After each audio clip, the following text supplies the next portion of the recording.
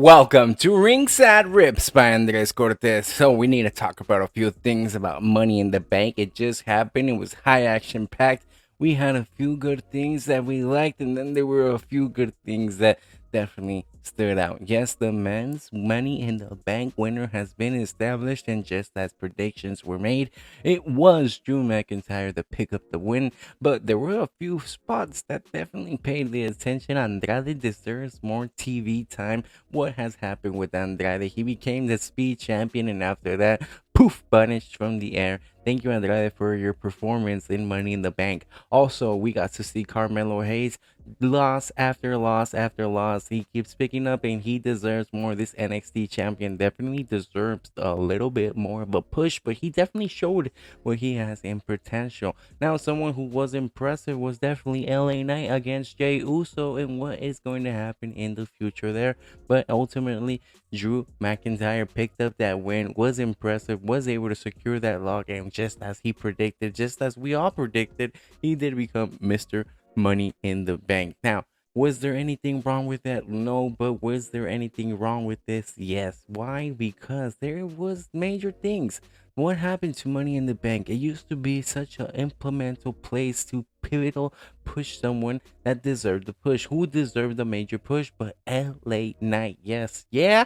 Why? Because let me tell you why. He deserved a push because he's the next contender. Yes, you might be thinking he's a United States champion contender. He's a mid Carter, but he deserves to be skyrocketed up into the main levels of the main event. And how could the people remove that from their minds but giving him the Money in the Bank? Now, we're not gonna implement anything else. Jey Uso also deserved the opportunity. It would have been a shocking surprise if we see Andrade get that opportunity, but ultimately, I think the booking, the writers, and everybody in the staff definitely knew that Drew McIntyre was the right person to give him that opportunity to pick up that win. Now, do you have anything that was in that point, in that specific point? Was there anything that was against in your mind? I was thinking, hey, Drew McIntyre picked up the win. Perfect. Now, will he come with his own prophecy and actually cash in this same night? Now, we had to pay close attention because during the match that we'll talk about later, there was peaks as Seth Rollins keeping his eyes on the entrance. There was a peak of Damian Priest keeping his eyes and entertaining that they were distracted from their own battles because Damian Priest was the champion, and he knew that Drew McIntyre was in the stands to be able to actually cash in that same night. And he said, remember what I told you. So right there, it all came down, and it was great. I'll give it a perfect ending to a good story as we continue to see Sami Zayn got to defend his thing against Braun Breaker, and the Intercontinental Champion definitely has prestige. Gunther gave it a lot of prestige. Sami Zayn is gonna keep it with a lot of prestige. Sami Zayn deserves his push. Sami Zayn didn't get his push against Roman Reigns, so I think it is a way Triple H is saying sorry. He's gonna pick up a win, a clean win, might I say, over Braun Breaker. What does that do to Braun Breaker's image? Because he lost to a haluva kick, a regular haluva kick, just one, and he was out. He was gone. He can pan 2, 3. He was knocked out. What happened to my ultimate dog? To the dog that was breaking everybody apart? Does a kick just really knock him out? Or will this be a more continuation? Well, actually, we just get to see Braun Breaker get that rematch Fast and Furious. He becomes an instructor. He gets that little headbang thing. He gets a little eager, and he hears voices in his head, even though he doesn't want to claim it like Randy Orton does. And he becomes the Intercontinental Champion himself. Props for Sami Zayn for picking up big wins and big pay-per-views, but we'll see more. Now, just like we saw more, we'll got to see no more of John Cena. You can't see him anymore because he is retiring. He officially announced it to Toronto and to the world of WWE that John Cena is stepping away. John Cena has been an ultimate passion, pivotal, and he has always been there in WWE.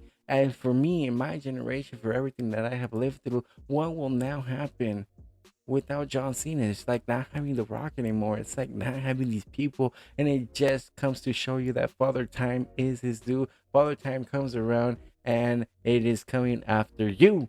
because we are all turning old, and that is sad. That is a sad statement, but we get to see John Cena on his farewell goodbye tour. So if you have a chance, definitely pick up your tickets to see John Cena say bye. Now we got to see CM Punk implement his strategics into what Damian Priest has caused. And if anything, I just want to implement two things, two thoughts about what this match was thought.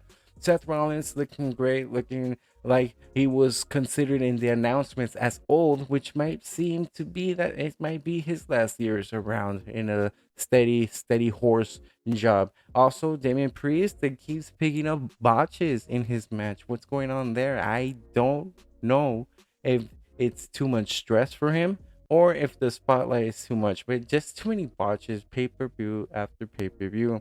Also, CM Punk and Drew McIntyre's heat is skyrocketed. I mean, everyone has to take a page from this book because this rivalry keeps on getting better and better, and we have to make sure that it does not get stale. And how much, no matter what you want to say about the usage of the Money in the Bank, it's the perfect way to continue a storyline and to continue such a rivalry between CM Punk and Drew McIntyre that it gives it a creative advantage for those apart. Yes, all these other men in that Money in the Bank match did deserve that title run, but what can we say that they you're welcome. You're here in the part where you're seeing CM Punk, Drew McIntyre, and their ultimate pivotal point. You're seeing these people like Jey Uso, like LA Knight, like Andrade deserve their actual TV spot.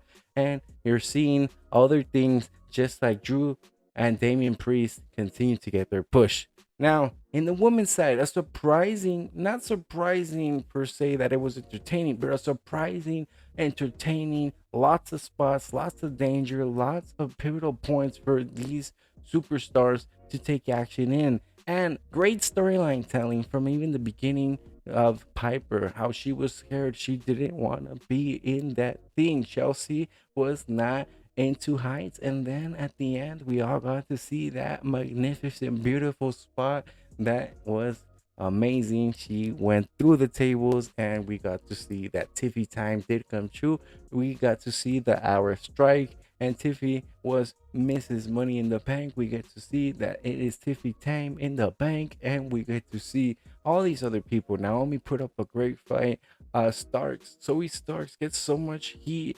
She does not deserve the credit that she gets, but she actually has been pushing her things through the reins. She has been building herself up and everything of the and Neo Sky, I mean, she deserves it just because of the language barriers. She does not get more time, but I really believe that if she had a perfect amount of English, she would be able to be a main superstar because of her athleticism and everything that she has been being able to bring into the WWE, that attitude, that aura, everything that she is. So all these superstars really put a cherry on top of what the Money in the Bank was. Not to say that the men's wasn't more entertaining or anything, but the women definitely came out on top in this PLE. They definitely went all out, and they definitely were more creative in what they were going to say and expressively on the ring and outside of the ring, and in continuations of the storylines that are going to now to happen on Raw and SmackDown. So that's going to be perfect storyline telling in everything that we get to see,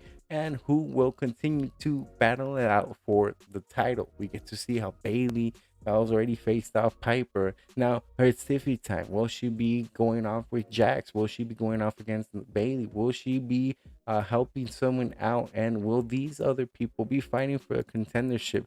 We also got to see that the relief of these predictions that we've been making, Drew McIntyre winning, Tiffany Stratton winning, we got to see the prophecies come true. And just like that, we came to the main event. Cody Rhodes, the champion, against Solo Sikoa, kind of what we all wanted to see, but the Bloodlines involved, but RKO is involved, but Kevin Owens is involved, and Randy Owens involved. Everyone was emotional. Kevin Owens definitely deserved to pick up a win. He definitely went all out because of his mother. And shout out to his mother. I hope she's doing well in the hospital, because if a wrestler's going through all that in his personal time and is telling you about it in his promos, hey man, all respects to you for continuing to put 110% into your work, because it showed. You guys were definitive points of this match. Definitely the main event. Definitely another caliber of a 3-on-3 type match. All right, who's the legal person? All right, that doesn't really matter. Countouts, disqualifications, let's not really take that into accountability at this moment. But the referee did a great job in stating one thing and one thing only. There's going to be a clear winner at the end, if anything, and there was. Solo Sokoa spiking Cody Rhodes. That only sets up the storyline to, hey, we need a title match. Thank you for watching.